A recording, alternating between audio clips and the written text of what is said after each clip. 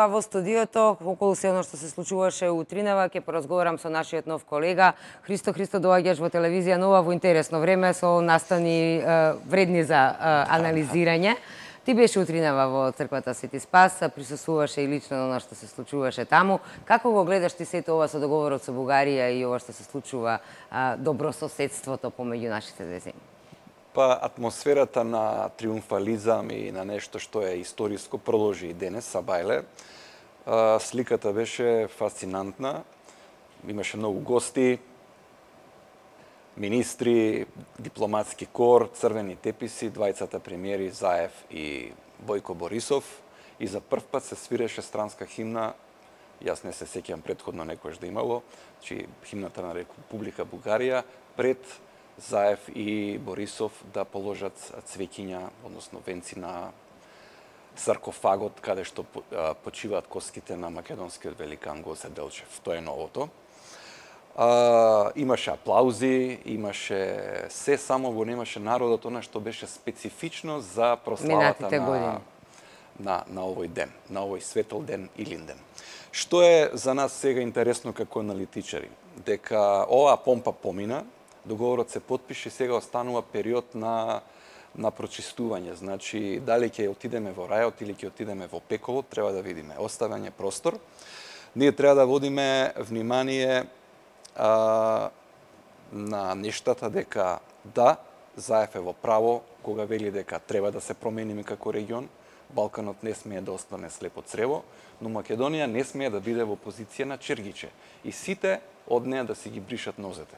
Ние имаме неколку договори или спогодби подпишани претходно, кои не се во наш интерес, односно ние сме загубиле многу во нив. Еден од нив е времената спогодба и сега токму таа времена спогодба со Грција, Бугарија влече реченици или клаузули кои ги протна дипломатски вешто во овој договор.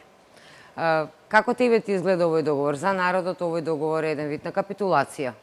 Дека сме подпишале капитулација, сме оставиле простор да ни се негира историјата и како што спомена и ти за прв пат Гоце Делчев, еден од луѓето кои што ги оспорува Бугарија, нели како наши деци, така натаму многу ги има Кирил и Методи, и да се интонира и бугарската химна. Дали си ја продадовме историјата?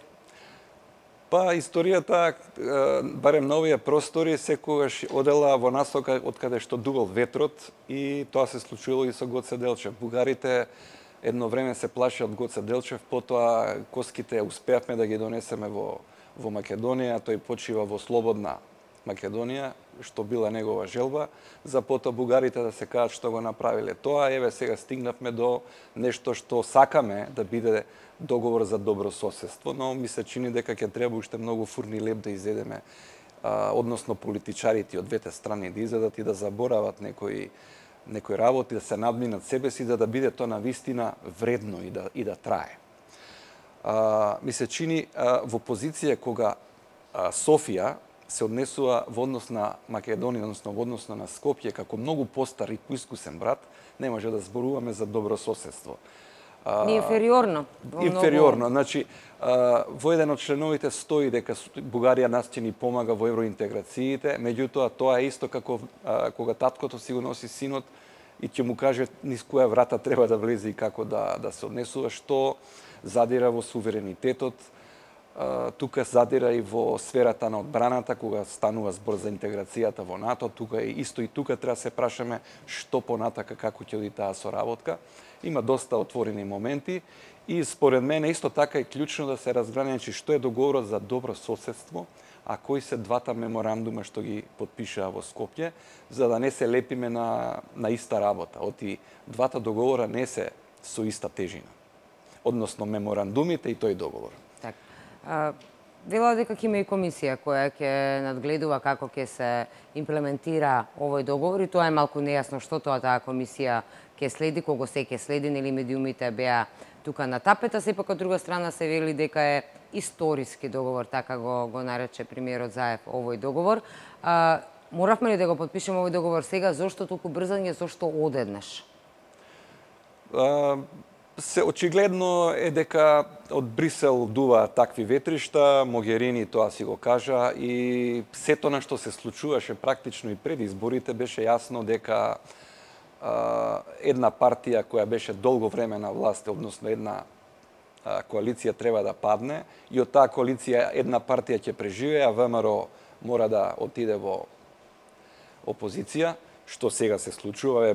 Ние гледаме како ВМРО е елегантно бајпасиран и во однос на овој договор, практично е маргинализиран. ВМРО го нема никаде во овие процеси, без разлика што се тврди дека е постигнат широк консензус, дека и претходната влада работела, она работела, меѓутоа не го потпишала тој договор. Сега се брза да се фатат некои возови, а кога се брза може да се заборави пасошот во некоја фиока, да се качите на возот без пасош. Еден од тие итаници, секако, ако се бара ѓаволите, односно деталите во договорот како ѓаволи, се заборава на некои уставни одредби, а тоа е грижата за македонското национално малцинство. Знаеме дека имаме сериозни проблеми во однос на нивните основни човекови малцински права.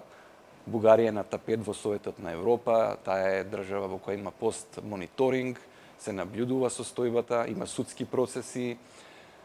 Нема ниту една невладина организација на македонците која се регистрирала. Сите процеси се стопирани, а две политички партии исто така. Има нови случаи пред Советот, во Судот за човекови права во Страсбург, така што сето тоа се детали кои фрлаат известна сенка или друга димензија на овој триумфализам и историски договор. А да не зборуваме за пресвртот или овој драматичен пресврт на СДСМ како социјалдемократска партија, која во историја во последниве децении никогаш не застанала на вакви позиции во кои сега е под лидерството на Зоран Заев. Ајде да готово, договорот е потпишан, меѓутоа треба да биде ратификуван во Собранието. ВМРО ДПМН јасно кажа дека нема да го поддржи овој договор.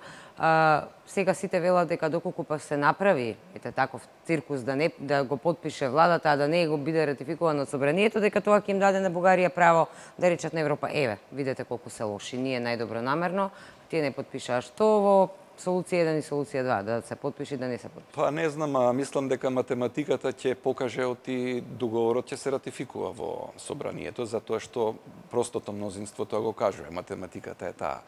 Но чувството е лошо ако најголемата опозицијска партија целосно не го поддржи. Па дури известно ако се појави некој кој, да речеме, би абстинирал од гласање. Значи немаме широк консензус и тоа е маната, да речеме, ако тој договор така помине. Сепак, ако се потпишува договор за пријателство и соработка, кој обично го потпишуваат председатели на држави, тој е врвот, нели, на односите меѓу две земји и треба да има тапија со широк политички консензус и од двајцата председатели. А сега, дали утре Бугарија ќе го користи тоа како карт бланш, ако ние не го прифатиме и така, тоа се веќе други приказки. Меѓутоа, во конкретниот случај, мислам дека се брзаше да се фати некаква агенда која се диктира од Брисел, такви се веројатно проценките, дека нешто ќе се случува, бегалци и така натаму. Тоа сакав да те прашам следно, Христо, срдисани сме од сите страни, некако сите оние работи кои што беа против Македонија сега се активираа, се издигнаа дури од пепелот работи кои што довчера беа позаскриени. Случајот со името со Грција повторно е, нели, актуелен, повторно јасни црвени линии, уште појасни од минатото. Ова со бегалците со Европската Унија, сега што ни се случува, тиранската платформа ја имавме и така натака, и се кроили капата на Македонија како Букуреш на времето. Па никогаш не се знае, меѓутоа ние треба да бидеме подготвени како држава на секакви сценарии. Ако немате вие еден политички консензус за клучните прашања, во тој случај вие сте слаби и паѓате на првата криза. Ако, да речеме, минатата година Македонија доста добро се справуваше со бегалската криза и успеа да биде вентил низ кој ќе поминат стотици илјади мигранти, бегалци и така натаму и да не дозволи хуманитарна криза, во овој случај сега не знаеме што може се да не снајде. Не ги знаеме ниту целосно плановите на Брисел. Европа ферментира Многу мигранти, бегалци останаа, доаѓаат нови. Гледаме дека цела Европа исто под притисок да прима.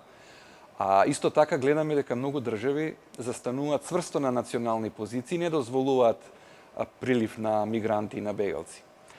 Според планот на Брисел, например, јас мислам дека се интегрирани само околу 1500-1600 азиланти или мигранти, што е очено мала бројка. Па тогаш прашањето е зошто Македонија би прифатила меѓу 50 и 100.000? Ако не наложат. Така, ќе видиме што ќе се случува. Чуда се случуваат околу Македонија, ќе мора да се анализира и да се следи. Благодарам што беше во гостин и во овие вести на телевизија Нова. Ти остануваш секако да ги анализираме сите случувања во редакцијата на телевизија Нова.